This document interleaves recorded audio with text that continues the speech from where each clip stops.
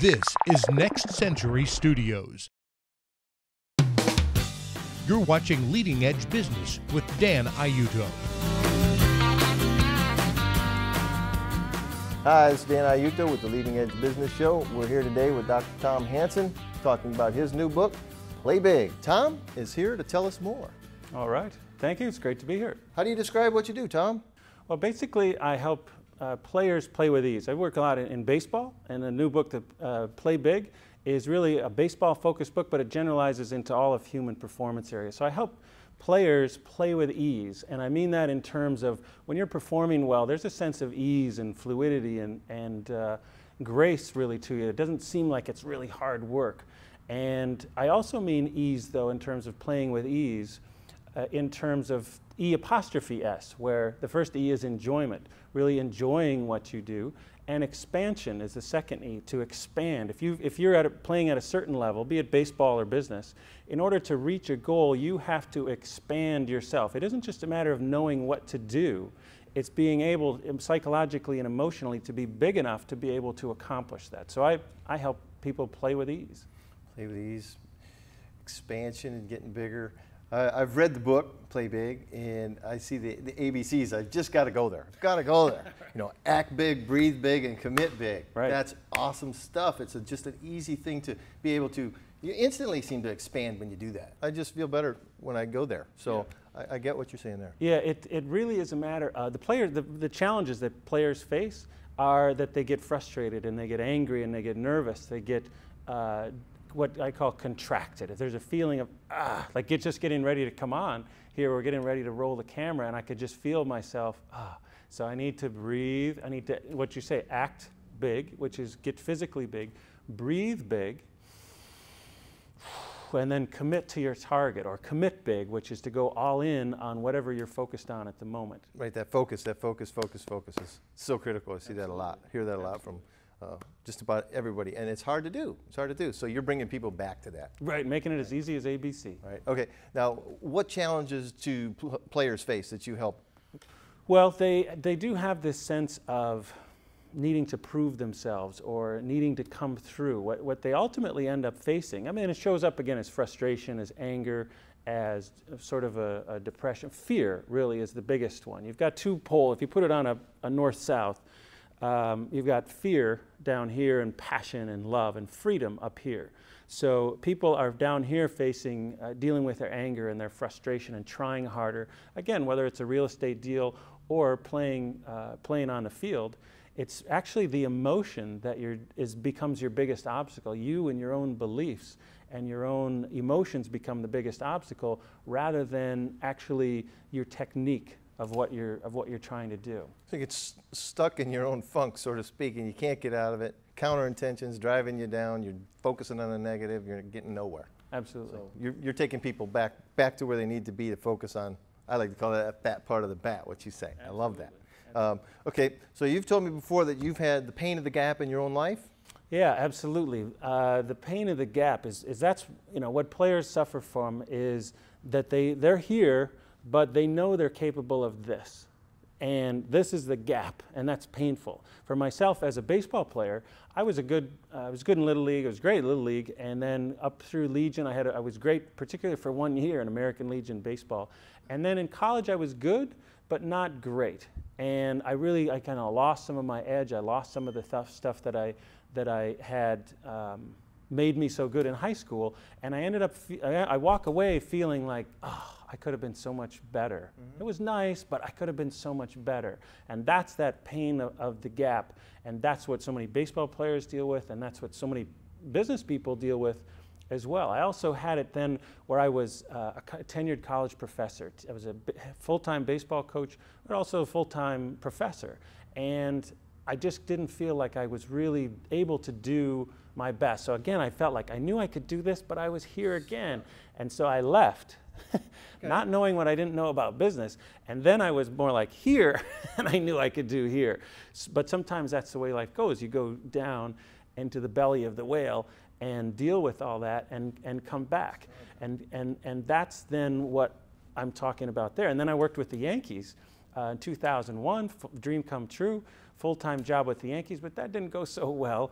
And we were out within a year. And so here I was here in Tampa, again with a gap, knowing like, man, I know I can do this, but right now I'm here. And so it really becomes all about closing that gap down. All right, well now, you found an answer, obviously. Yeah. So what is it? Well, the answer really is, well, there's a lot of things that make up the answer. I can tell you a little bit more about it in detail, but one of the things that I found was that it's all about energy. It's a major shift from thinking about what do I have to do to thinking about energy and how we're all made up of energy. That's what we are. Einstein said that.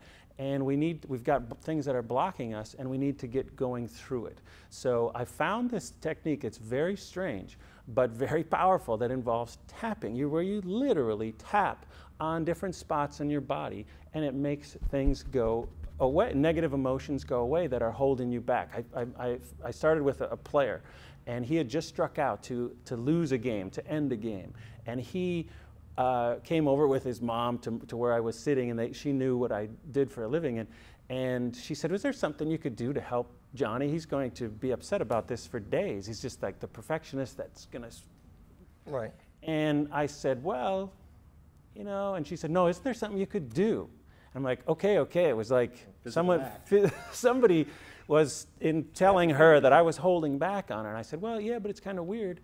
Are you up for weird? He goes, sure. I said, well, what are you feeling right now? He said, disappointment. And I go, 0 to 10, how strong? 7 or 8, which I think it was more, but for a guy to admit that, yeah, that's a lot. And so, okay, repeat after me. And I went and I tapped on him.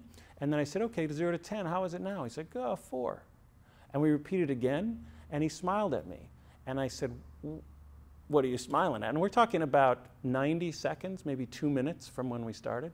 He said, well, I don't feel frustration. I don't feel frustrated anymore. I go, you know, professionally, I'm like, okay, good. But inside, I was like, oh my gosh, you have to be kidding me.